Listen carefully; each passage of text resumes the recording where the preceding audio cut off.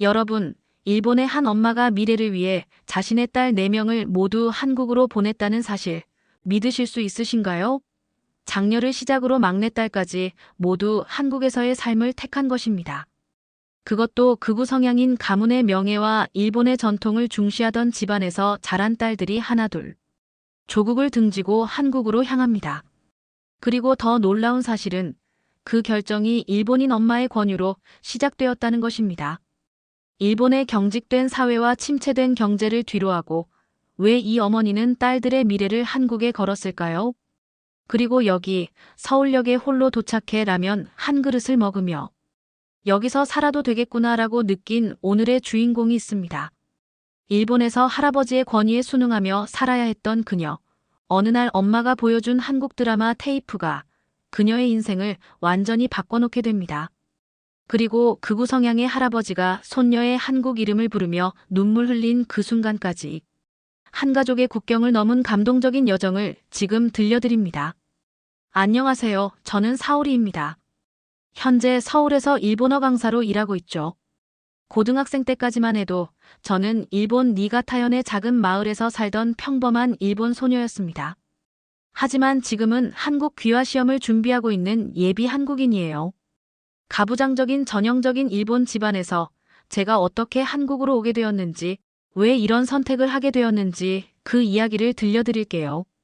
작년 겨울, 일본을 떠난 지 어언 7년 만에 고향을 방문했습니다. 니가타현은 일본에서도 눈이 많이 내리는 지역이에요. 창밖으로 펑펑 내리는 눈을 바라보니 이곳에서의 어린 시절 추억이 떠올랐습니다. 그때 어머니가 다락방에서 오래된 상자를 꺼내오셨어요. 사오리, 이거 기억나니? 상자를 열자 그 안에는 오래된 비디오 테이프들이 가지런히 정리되어 있었습니다. 겨울연가, 대장금, 가을동화. 2000년대 한국 드라마들이었죠. 그 옆에는 어머니의 깨알 같은 한국어 필기 노트도 있었어요. 엄마, 이걸 아직도 갖고 계셨어요? 어머니는 미소를 지으며 말씀하셨죠. 그럼 우리의 비밀이었잖아. 그렇습니다.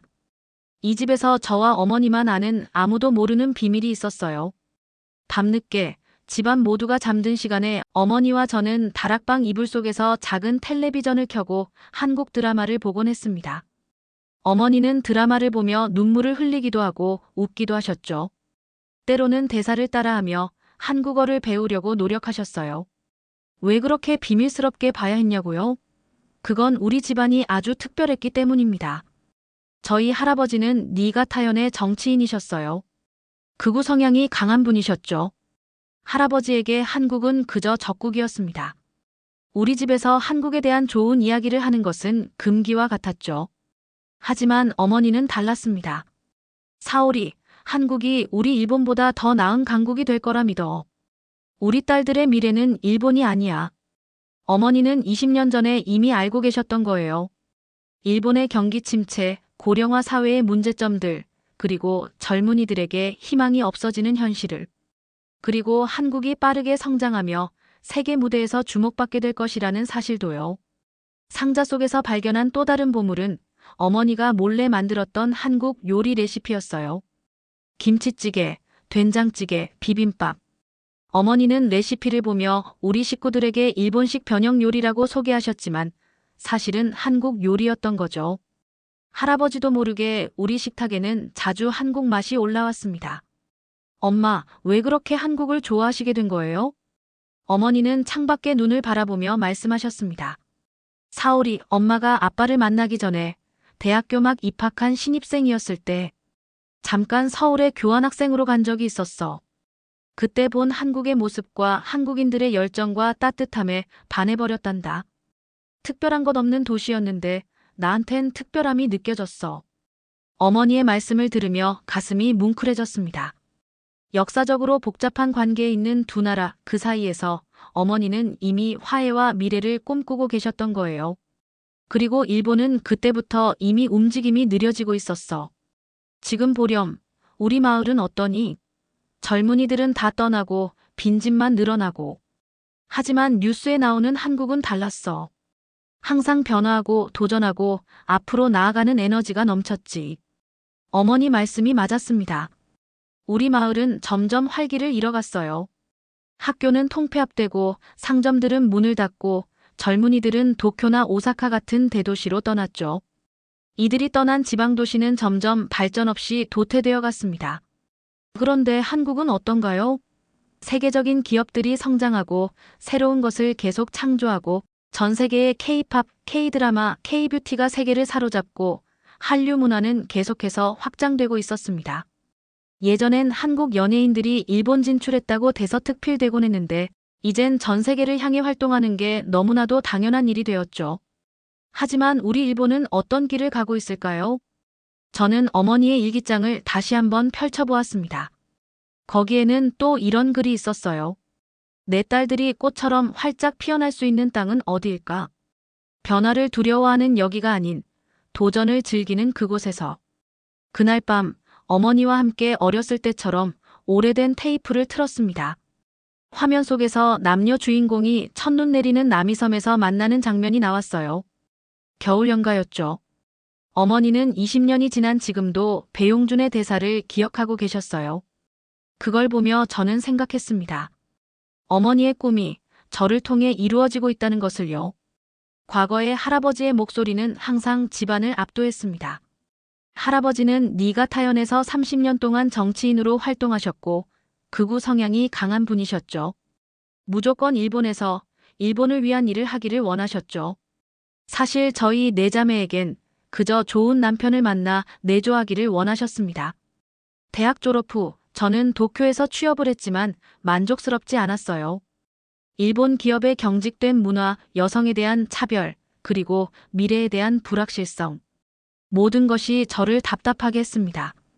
그러던 어느 날 어머니가 도쿄에 있는 제 작은 원룸을 방문하셨어요. 어머니의 표정은 평소와 달리 단호해 보였습니다. 사오리, 이제는 내가 선택할 시간이야.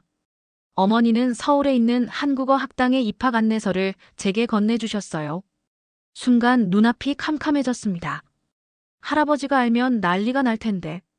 하지만 어머니의 눈빛은 확고했어요. 우리 집안은 변화를 특히나 두려워해. 하지만 세상은 이미 변했어. 니가타를 보렴. 20년 전만 해도 활기찬 도시였는데 지금은 어떠니? 빈집은 늘어나고 젊은이들은 떠나고 부동산 가격은 반토막이 났어. 이젠 일본 도심까지 이런 길을 가게 될 거야. 어머니의 말씀은 현실이었습니다. 제가 자란 마을은 이제 노인들만 남아있는 곳이 되었어요. 학교는 폐교되고 상점들은 문을 닫았죠. 일본의 지방 도시들은 점점 활기를 잃어가고 있었습니다. 그런데 한국은 달라. 끊임없이 변화하고 도전하고 새로운 것을 창조해내지. 내 동생 미호가 좋아하는 K-팝 아이돌들을 봐. 그들은 전 세계를 무대로 활동하고 있어. 한국의 기술력은 매년 성장하고 있고 한국 드라마와 연예인은 세계를 향해 도전하고 어머니의 말씀에 고개를 끄덕였습니다. 일본에서는 상상할 수 없는 일들이 한국에서는 일어나고 있었어요. 빠른 변화, 끊임없는 혁신, 세계를 향한 열린 마음. 너희 자매들 중 한 명이라도 다른 길을 보여줘야 해. 어머니의 말씀에 용기를 얻어 저는 회사에 사직서를 냈습니다. 그리고 어머니의 도움으로 한국행 비행기 티켓을 샀죠.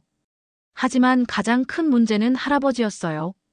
주말에 니가타로 돌아가 가족들에게 제 결정을 알렸습니다. 예상대로 할아버지는 격분하셨어요. 안 된다. 절대 허락할 수 없다. 우리 가문의 아이가 적국으로 간다니 말도 안 되는 소리. 할아버지의 분노는 집안 전체를 뒤흔들었습니다. 아버지는 묵묵히 신문만 보셨고 동생들은 놀란 표정으로 지켜보기만 했어요. 그런데 놀랍게도 어머니가 할아버지 앞에 무릎을 꿇으셨습니다. 아버님, 제발 사오리를 보내주세요. 일본은 더 이상 젊은이들에게 꿈을 주지 못해요. 사오리에게 새로운 세상을 경험하게 해주세요. 할아버지는 고개를 돌리셨지만 어머니는 계속해서 말씀하셨어요. 아버님이 정치인으로 활동하실 때 이 지역을 위해 얼마나 열심히 일하셨는지 압니다. 하지만 세상은 변했어요. 지금 우리 아이들에게 필요한 것은 변화에 적응하는 능력입니다. 한국은 이제 적국이 아니라 배워야 할 나라가 되었어요. 어머니의 진심 어린 말씀에 할아버지의 표정이 조금씩 누그러졌습니다. 결국 할아버지는 한마디 말도 없이 방을 나가셨죠. 그것은 묵인의 표시였어요. 다음 날 짐을 싸는 저에게 어머니가 다가오셨습니다. 어머니의 손에는 작은 봉투가 들려 있었어요. 이건 엄마가 오랫동안 모아온 돈이야. 한국에서 몇 달은 이걸로 버티렴. 봉투 안에는 제가 상상했던 것보다 훨씬 많은 돈이 들어 있었습니다. 어머니는 얼마나 오랫동안 이날을 준비하셨던 걸까요? 엄마, 저 정말 괜찮을까요? 한국에서. 어머니는 따뜻한 미소를 지으며 저의 두 손을 꼭 잡아주셨어요. 사오리, 너는 강하고 똑똑한 아이야. 분명히 잘할 수 있어. 그리고 기억하렴. 내가 가는 길은 너 혼자만의 길이 아니야. 내 뒤에는 히카리, 미오, 유카가 있고 그 뒤에는 더 많은 일본 젊은이들이 있을 거야. 내가 길을 열어주는 거야. 인천공항으로 떠나는 날 기대와 두려움이 교차했습니다. 공항에는 어머니와 세 여동생들만 배웅을 나왔어요. 아버지와 할아버지는 끝내 오지 않으셨죠. 출국장으로 향하기 전 어머니가 마지막으로 저에게 말씀하셨습니다. 사오리, 엄마가 하지 못한 꿈을 내가 이루어주렴. 그리고 기억해. 내가 가는 곳이 바로 너의 새로운 고향이 될 거야. 비행기에 앉아 창밖을 바라보며 생각했습니다. 저는 태어나고 살아온 일본을 떠나 전혀 새로운 나라로 향하고 있어요. 언어도 문화도 사람들도 모두 다른 곳으로. 그곳에서 저는 새로운 삶을 시작할 수 있을까요? 하지만 한 가지 확실한 것은 이것이 단순히 저 혼자만의 여정이 아니라는 점이었습니다. 저는 제 뒤에 올 자매들을 위한 길을 닫고 있었고 어쩌면 많은 일본 젊은이들에게도 새로운 가능성을 보여줄 수 있을지 모른다는 생각이 들었어요. 비행기가 이륙하며 저는 창밖으로 점점 작아지는 일본 땅을 바라보았습니다. 그리고 마음속으로 다짐했어요. 꼭 성공하는 모습을 보여줄 거라고요. 2015년 그렇게 저는 인천공항에 도착했습니다. 비행기에서 내리자마자 느껴지는 공기가 달랐어요. 뭔가 활기차고 생동감이 넘치는. 공항 철도를 타고 서울로 향하면서 창밖의 풍경을 바라보았습니다. 고층 아파트들이 빽빽이 들어서 있고 불이 환하게 켜져 있는 도시의 모습이 눈에 들어왔어요. 일본의 정돈된 도시와는 다른 역동적인 에너지가 느껴졌습니다.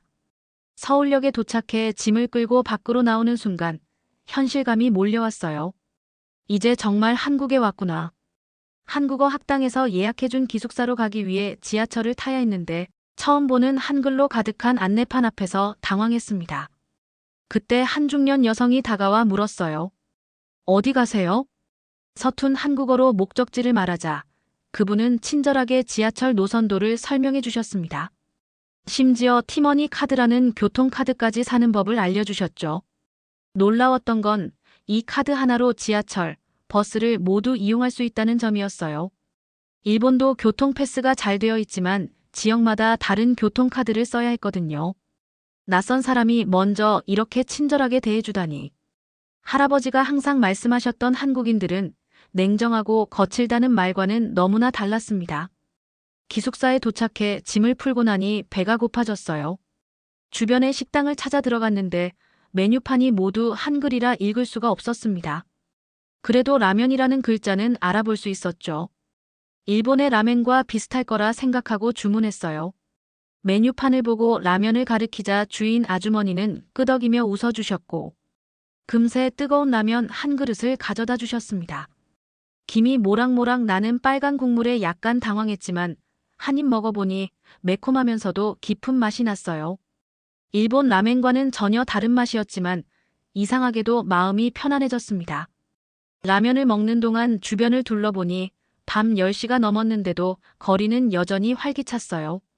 사람들이 분주히 오가고 가게들은 불을 환하게 켜놓고 영업 중이었습니다.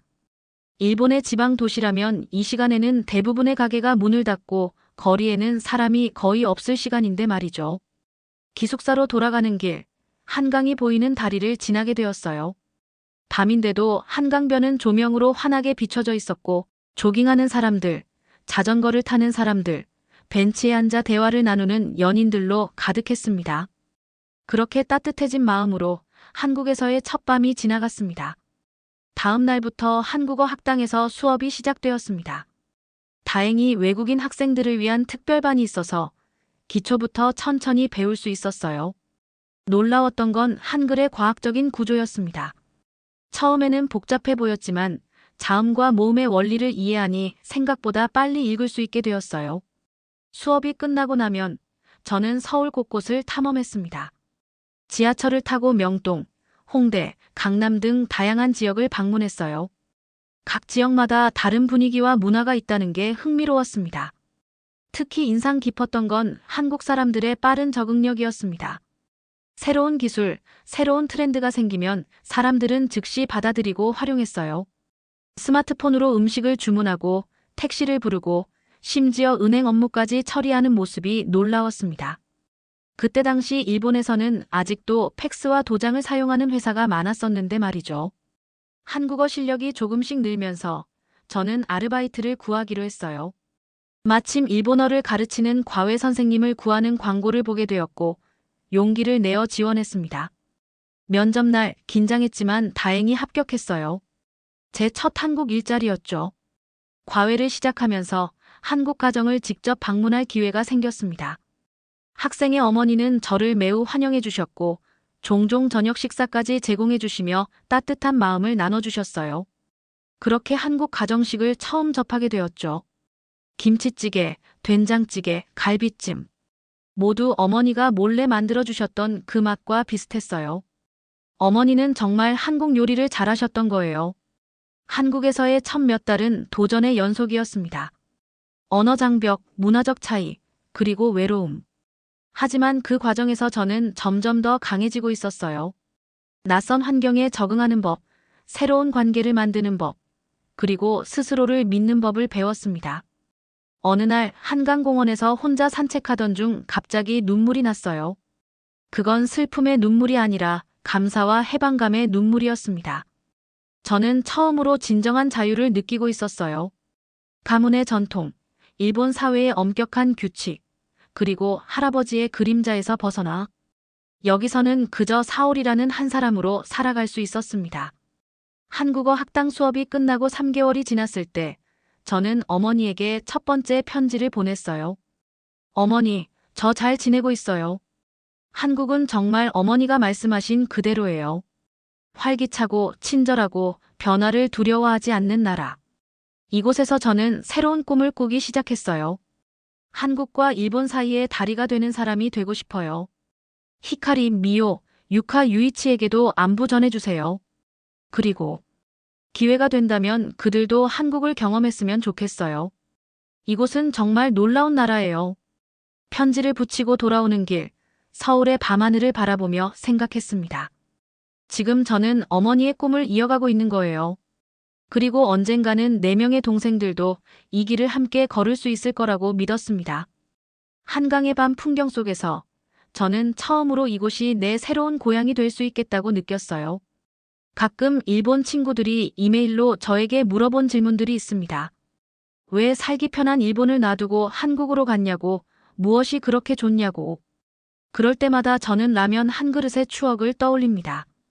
처음에는 낯설었지만 한 입 먹어보니 왠지 모르게 마음이 편안해졌던 그 순간을. 한국은 저에게 그런 곳이었습니다. 처음에는 낯설었지만 차츰 알아갈수록 마음이 편안해지는 곳.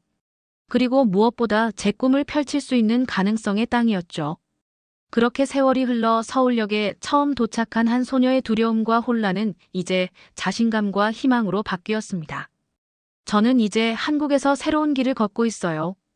국경을 넘어, 편견을 넘어, 새로운 미래를 향해서요. 제가 한국에 온 지 한 3년 정도가 됐을 쯤에 놀라운 소식이 들려왔어요. 둘째 히카리가 한국 유학을 결심했다는 거였죠. 어머니는 제 편지와 사진들을 보고 히카리가 용기를 얻었다고 하셨어요. 한 달 후 인천공항에서 히카리를 맞이했습니다. 좁은 원룸에 함께 살면서 저는 그녀에게 한국 생활의 모든 것을 안내해 주었어요. 히카리가 한국에 온 지 반년 후 이번엔 셋째 미호가 한국행을 결심했어요. K-팝의 열렬한 팬이었던 미호는 처음에 콘서트를 구경하러 왔다가 아예 유학을 결정했죠. 미호는 적응력이 놀라웠어요. 한 달 만에 기본 한국어를 익히고 패션 관련 아르바이트까지 구했습니다. 그리고 또 1년 후 가장 놀라운 일이 일어났어요. 넷째 유카마저 한국행을 결심한 거죠. 반항심이 강했던 유카는 고등학교를 마치자마자 짐을 싸서 서울로 왔어요. 우리 네 자매는 모두 서울에 모였습니다. 석촌호수에서 작은 파티를 열어 우리의 한국 생활 프로젝트가 본격적으로 시작됐음을 자축했어요. 우리는 각자 다른 방식으로 한국에 정착했습니다. 저는 대학원에 진학해 한국학을 공부하며 계속 일본어 강사로 일했고, 히카리는 한국 문학에 심취해 프리랜서 번역 일을 시작했어요. 미호는 K-팝 관련 회사에 취업했고, 유카는 처음에 저처럼 한국어 학당을 다니며 대학 입학을 준비했죠. 저희 네 자매가 줄줄이 한국행을 택할 때마다 할아버지께서는 침통한 표정을 지으셨다고 하셨어요. 하지만 제가 떠나온 뒤로 엄마가 종종 할아버지께 사진도 보여드리며 제가 잘 적응하고 강사로 재능을 펼치고 있다는 이야기를 해드린 게 아마 큰 역할을 했던 것 같아요. 매주 일요일마다 우리 자매는 한강공원에 모여 피크닉을 즐기며 한국 문화 속으로 더 깊이 들어갔었습니다. 어느 날 저녁 어머니와 영상통화를 하던 중이었습니다. 네 자매가 화면 앞에 앉아 한국에서의 일상을 이야기했죠. 정말 행복해 보이는구나 너희들. 그 모습을 보는 것만으로도 엄마는 모든 걸 다 이룬 것 같아. 화면 속 어머니의 모습은 자랑스러움과 그리움이 뒤섞인 표정이었어요. 그 말에 우리 모두 눈물이 났죠. 어머니의 용기와 선택이 없었다면 우리는 지금 이렇게 자유롭고 행복한 삶을 살지 못했을 테니까요. 하지만 완전한 행복은 아니었습니다. 5남매 중 유일하게 남동생 유이치는 한국에 오지 못했어요. 가업을 이어받기 위해 니가타에 남아있는 유이치가 마음에 걸렸죠. 유이치는 어때요? 잘 지내고 있나요? 잘 지내고 있어. 할아버지 병원에도 잘 모시고 다니고. 하지만 너희들처럼 자유롭고 활기차 보이지는 않아. 그 말을 듣고 장녀로서 더 큰 책임감을 느꼈습니다. 언젠가는 유이치도 한국에 데려와야겠다고 생각했어요. 한국에서의 삶이 항상 재미있고 쉬웠던 것은 아니지만 그 모든 어려움을 이겨낼 수 있었던 건 우리 네 자매가 함께였기 때문이에요. 한 명이 힘들면 나머지 셋이 위로해주고 한 명이 성공하면 모두가 함께 기뻐했죠. 우리는 그렇게 각자의 방식대로 열심히 살았어요. 시민권도 취득하고 열심히 일하고 열심히 한국에 대해 알아가고 적응했죠.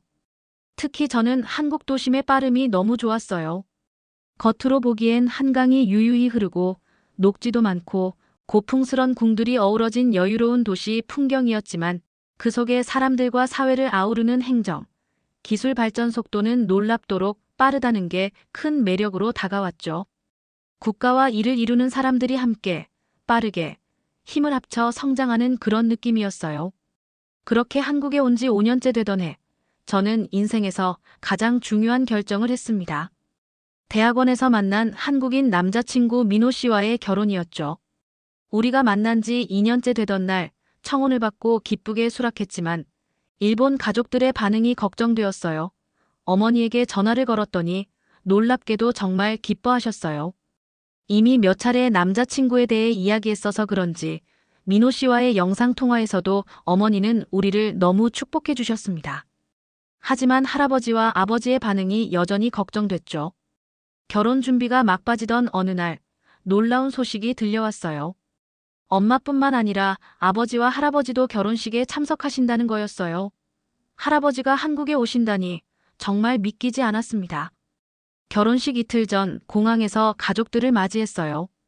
할아버지는 지팡이를 짚고 천천히 걸어오셨습니다. 놀랍게도 저를 보자마자 사유리라고 불러주셨어요. 제 한국 이름을 처음으로 인정해 주신 거죠. 그날 저녁 양가 가족이 모두 모여 함께 식사를 했습니다. 언어는 바로바로 통하지 않았지만 웃음이 끊이지 않는 따뜻한 시간이었어요. 식사 후 할아버지가 저에게 봉투 하나를 주셨죠. 안에는 할아버지의 편지가 들어있었어요. 사랑하는 손녀 사유리에게. 할아버지가 늙고 보니 지난 날이 얼마나 어리석었는지 이제야 깨달았다. 한국에 대한 내 생각이 얼마나 잘못되었는지 이곳에 와서 보니 더 알겠다. 이곳은 활기차고 발전하는 도시구나. 내 엄마가 옳았다. 너희들의 미래는 여기서 더 크게 키우거라.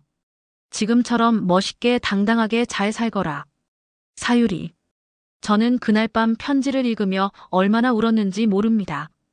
항상 든든하고 꺾이지 않을 것 같던 할아버지의 인정. 그리고 응원. 지난 한국에서의 생활을 모두 보상받는 것 같은 느낌이었어요. 제 결혼식을 보시고 귀국하시기 전 할아버지는 마지막으로 당부하셨어요. 한국과 일본, 두 나라 사이에 다리가 되어라.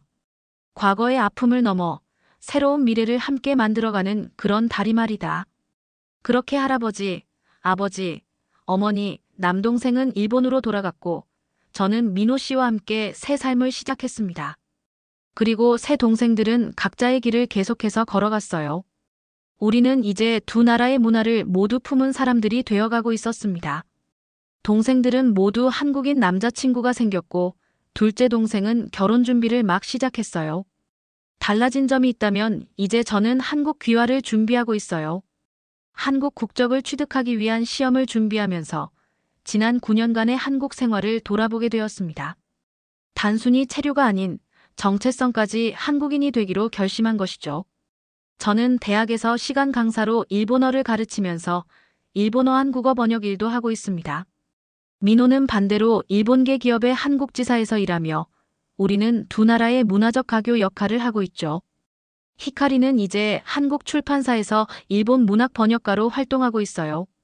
그녀의 번역으로 출간된 책들이 한국에서 인기를 얻고 있습니다. 미호는 K-팝 관련 일본 마케팅을 담당하는 엔터테인먼트에 취직했고 유카는 홍익대학교 디자인과에 입학하여 꿈을 향해 나아가고 있어요. 우리 네 자매는 이제 모두 한국에서 자신만의 자리를 잡아가고 있습니다. 더 이상 일본인이라는 타이틀보다 한국에서 각자의 이름과 능력으로 인정받는 삶을 살고 있어요. 이것이 바로 어머니가 꿈꿨던 미래가 아닐까 생각합니다. 언니, 나도 귀화할까 생각 중이야. 어느 날 미호가 말했어요. 그 말에 히카리와 유카도 고개를 끄덕였습니다. 우리 모두 같은 생각을 하고 있나 봐. 진지하게 생각해보자. 히카리가 말했고 유카도 동의했습니다.